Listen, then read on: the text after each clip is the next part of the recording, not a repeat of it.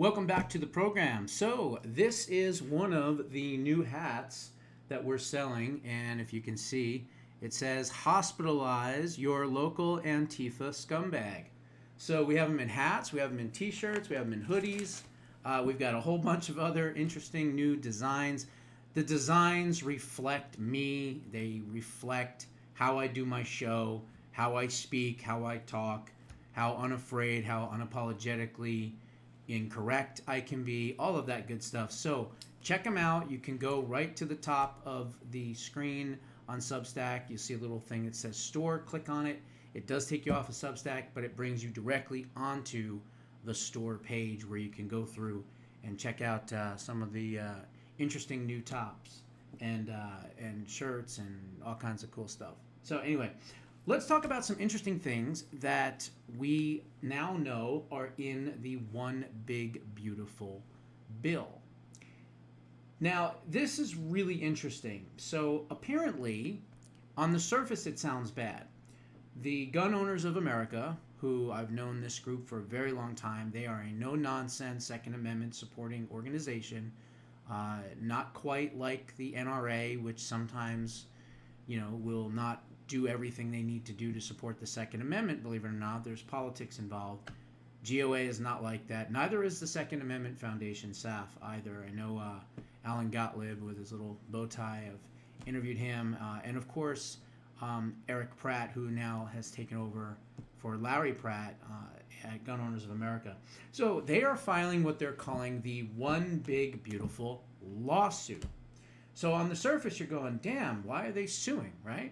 Well, it makes a lot of sense because the Big Beautiful Bill is going to help the Second Amendment tremendously. I'll explain why.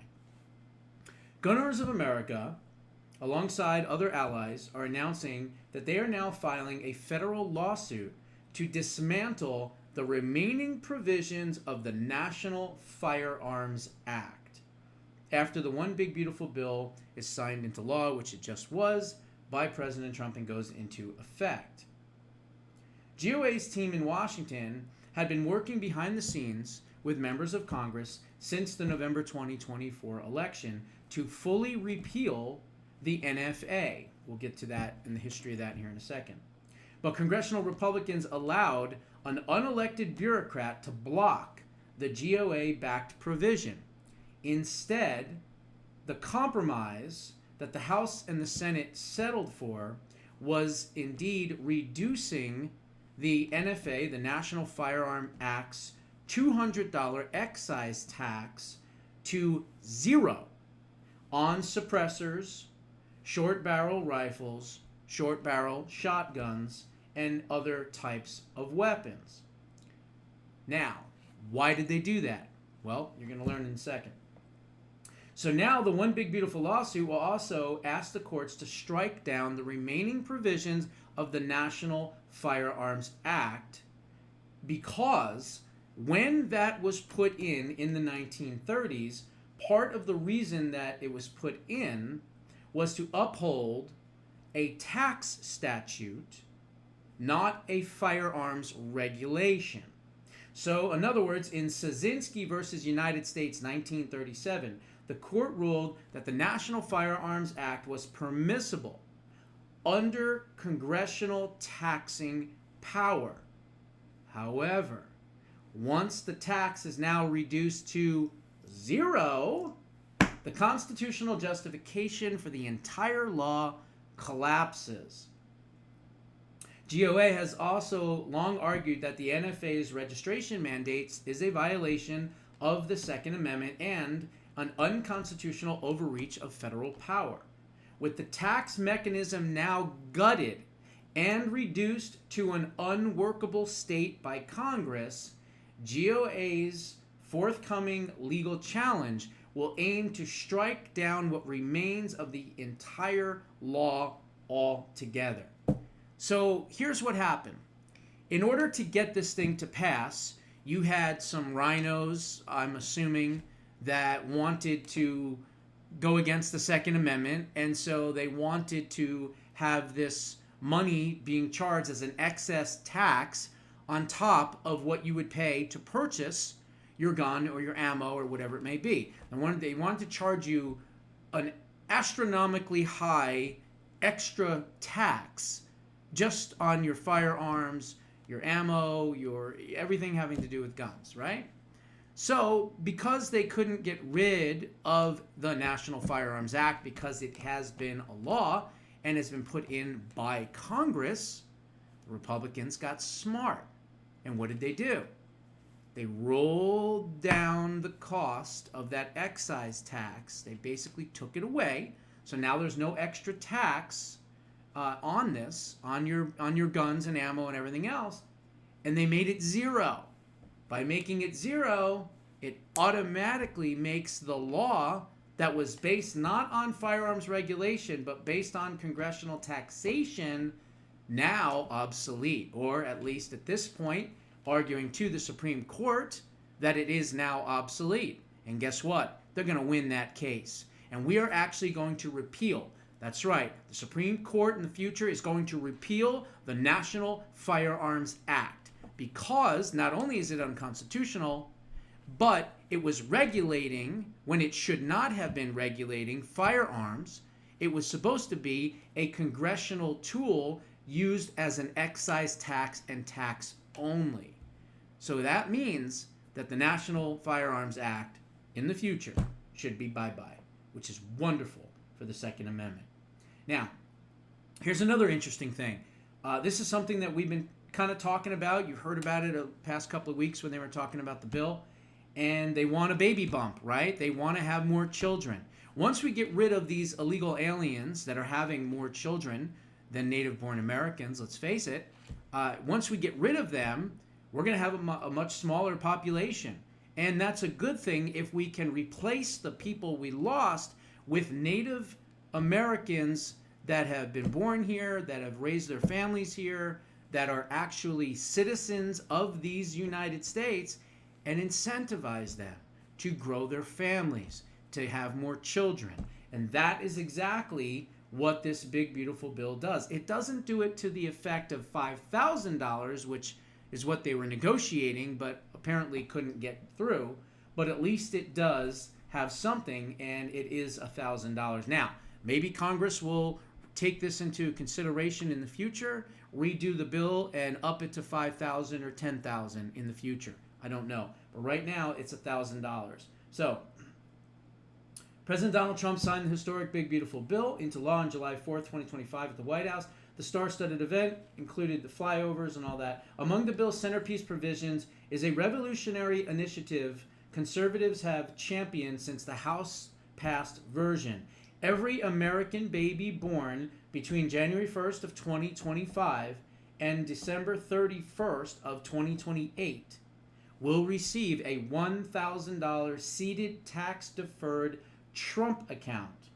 Parents can add up to $5,000 annually invested in low-cost U.S. index funds to support college in the future, home ownership for the future, or any other types of expenses that they may have for their children.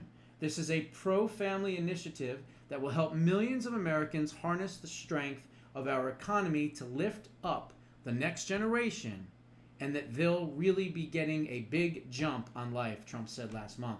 Representatives Michael Baumgartner, Republican from Washington, praised the new law, saying the One Big Beautiful Bill's measures to start a free investment account for every new baby born will be huge for helping America's working families. So that's pretty cool. We're incentivizing people to have children. And you know what? In our society, we need to do that because, as I've said before, you have to have a minimum of a 1.8 birth replacement rate to replace the generation that has died off that now is being reborn, and so that society can continue. Part of the problem that China had with their one policy of children was their birth replacement rate is so low that as the old people die, they didn't have new people to replace them. And so a lot of those old people, sadly, don't have children to take care of them in their old age, right? But now India didn't do that. India's had plenty of children, and now India is going to lead the entire world in population, which is a hell of a lot better than the CCP and China. So they are definitely on the downturn. But so is Europe. All the countries in Europe are running 1.1, 1.2, 1.3, 1.4 tops, okay? Which means that they're importing all of these people from all these other countries around the world, and those immigrants, these illegal immigrants coming into Europe, guess what? The Great Replacement theory is not a theory. It's for real, folks. They're having 4, 5, 6, 7 children. So what they cannot do militarily, they will just outbreed the people in Europe. That's what's happening. We don't want that to happen here. We're running a 1.7, 1.8 right now, and mainly a lot of that has to do with the foreign-born population, especially the Hispanic population. They have been the ones that have been keeping us at 1.8, 1.7, around there. Otherwise, we'd be close to what Europe is, 1.4, 1.5, somewhere around there. So now we're incentivizing people to have children. Find someone you like, find someone you love, get married, have children, raise a family, okay? That's what this is all about. And so, thankfully, we have an administration that not only understands that, but is incentivizing people to do just that. God bless them for it. Okay, the Doge team, back at it again, man. I love this. Doge team is terminating 256 wasteful contracts worth $14.3 billion, including an $850,000 U.S. aid contract for something called a resilience advisor in Somalia. Like we really need that, right? Although they're not making as many headlines as they earlier were this year when they were first introduced, the Doge team is hard at work and is continuing to save Americans money and American taxpayers from fraud. Earlier this week, Doge announced that they had eliminated another $14.3 billion in bogus contracts, including international contracts tied to the U.S. aid. And then it goes through a whole bunch of different ones that they cut. There's charts and things like that. But the good news is that Doge is still working. Doge is still in many of the agencies of our government and hasn't hit them all, is still going to continue to move forward through the next 3.5 years. And they're going to go through more and more and more of these agencies. And their goal is to find fraud and abuse. And yes, it is to cut waste. But we have a Congress that doesn't want to cut waste, okay? We clearly see that in the One Big Beautiful Bill.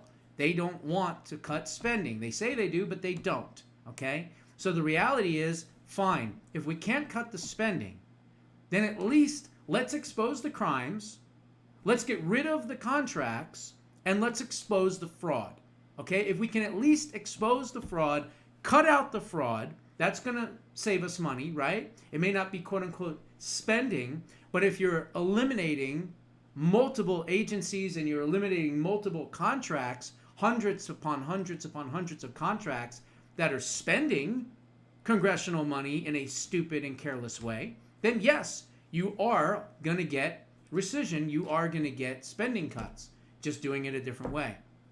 So I love this. I think it's great that they're continuing to work and continuing to do all that. Last thing was this. How many times have you seen a beautiful sunny day, maybe in Arizona, maybe in Florida, maybe on the East Coast, West Coast, wherever it may be, and it's a beautiful blue sky, but then you look and you notice there's these streaks through the clouds, okay? Well, we know what those streaks are, right? That is geoengineering. That is manipulation of the weather, okay? That's what that is. Marjorie Taylor Greene has said, I've had enough. She is now introducing a bill to ban weather modification chemicals in a bold push against weather geoengineering. So let's see. It says, Greene's bill makes such an act a felony offense, targeting both private and government efforts to manipulate the climate through artificial means. The proposed legislation, if it passes, would prohibit any person, any corporation, or government agency from engaging in weather modification manipulation operations, including controversial programs linked to solar radiation and management and cloud seeding.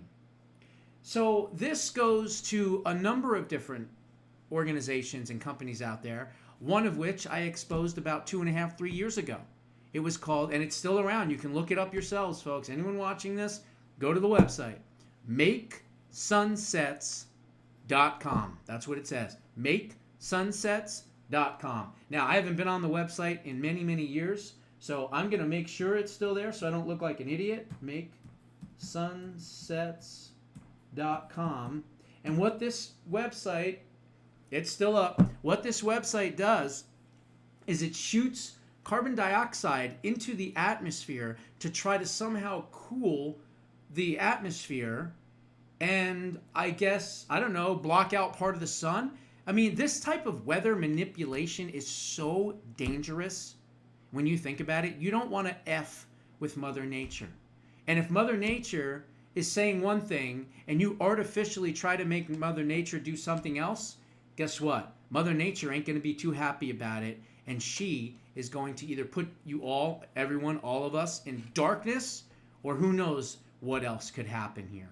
So these companies out there that are not regulated, that are going around and shooting chemicals into the air, you're right, you all need to go to jail. Every one of you should be charged with attempted manslaughter. Because if what you're doing ends up killing hundreds of thousands of millions of people, that's on you. And so I'm glad that Marjorie Taylor Greene is taking the initiative to look into this. But like I said, Make Sunsets is one of the companies out there. There are a few others, but that is one of the bigger companies out there. So we'll try to keep an eye on this bill. I can't imagine, the rhinos getting behind it. But who knows? Assuming everything goes well in the midterms, maybe this will be something to revisit in the midterms, hopefully with a bigger House of Republicans and more Republican senators in the Senate. Those are my thoughts. What are yours? Put them down in the comments below. We'll see you in the next one.